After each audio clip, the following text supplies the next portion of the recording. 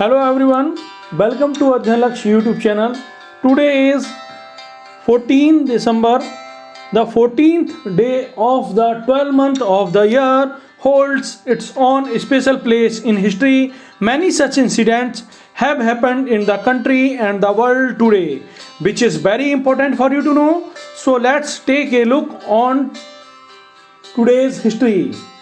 नमस्कार, अध्ययन लक्ष्य में आपका बहुत स्वागत है।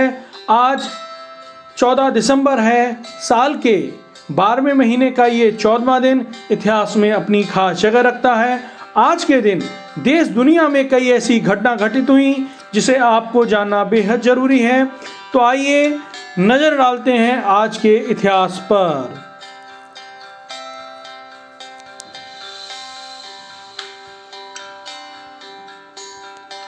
Let's start now.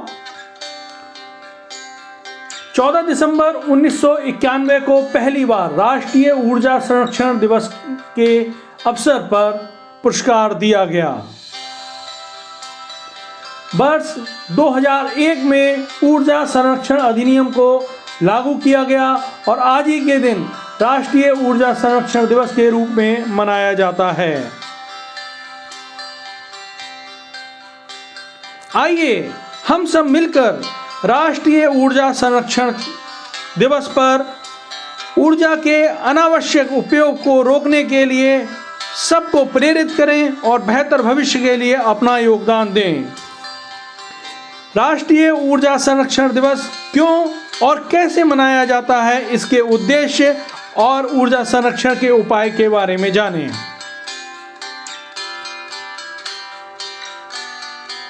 भारत में ऊर्जा संरक्षण के अभियान को प्रभावशाली बनाने के लिए सरकार द्वारा लोगों के बीच में ऊर्जा संरक्षण प्रतियोगिताओं का आयोजन किया जाता है।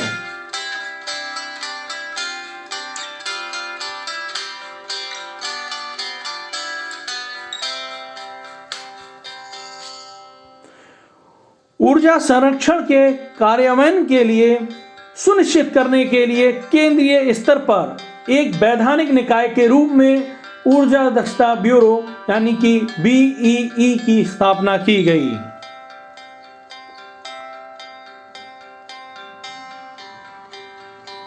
एक बार फिर आप सभी लोगों को राष्ट्रीय ऊर्जा संरक्षण दिवस की हार्दिक शुभकामनाएं।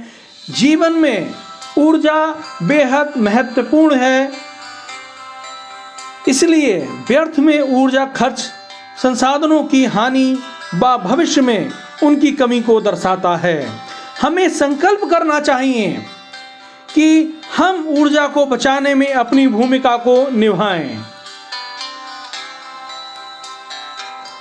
आज के दिन की एक और हिस्ट्री है, उसको आगे जानिए। 14 दिसंबर 1918 को कर्नाटक के बेलूर में बीकेसी अयंगर का जन्म हुआ। उनका पूरा नाम बेलूरु कृष्णमचारी सुंदरराज अयंगर है। उन्होंने पूरी दुनिया को योग के जरिए सेहत का पाठ पढ़ाया। उनकी योग पद्धति अयंगर योग के नाम से प्रचलित हुई।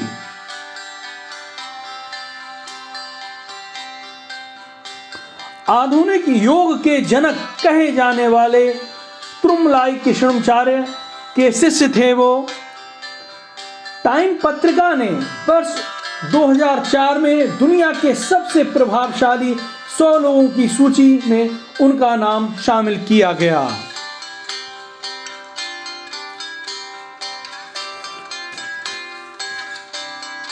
भारत सरकार ने उन्हें साहित्य और शिक्षा के क्षेत्र में वर्ष 2000 में पद्म भूषण और वर्ष 2014 में पद्म विभूषण से सम्मानित किया। आज के दिन की आगे की हिस्ट्री जानिए। 14 दिसंबर 1995 को पेरिस में डेटन संधि पर हस्ताक्षर हुए। यह संधि बोस्निया, सर्बिया और क्रोएशिया के बीच हुई थी।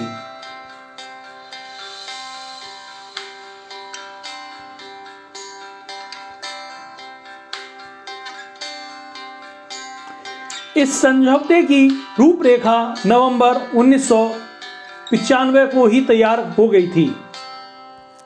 संधि ने लगभग 3 साल से जारी बाल्कन युद्ध को समाप्त कर दिया।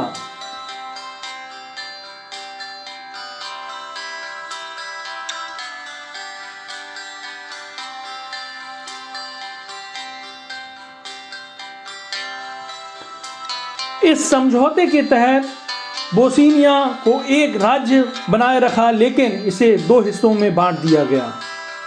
मुस्लिम और क्रोशियाई आबादी वाला पहला हिस्सा देश के 51% भूभाग का प्रतिनिधित्व करता है, जबकि सर्ब गणराज्य के पास बाकी का 49% भूभाग का अधिकार क्षेत्र है।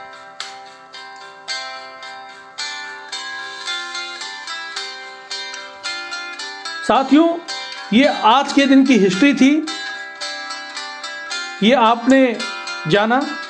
साथियों, इसी तरह से इस YouTube चैनल से जुड़े रहिए ताकि आने वाले दिनों में दिन प्रतिदिन आपको ऐसी ही जानकारी मिलती रहेगी हर दिन की।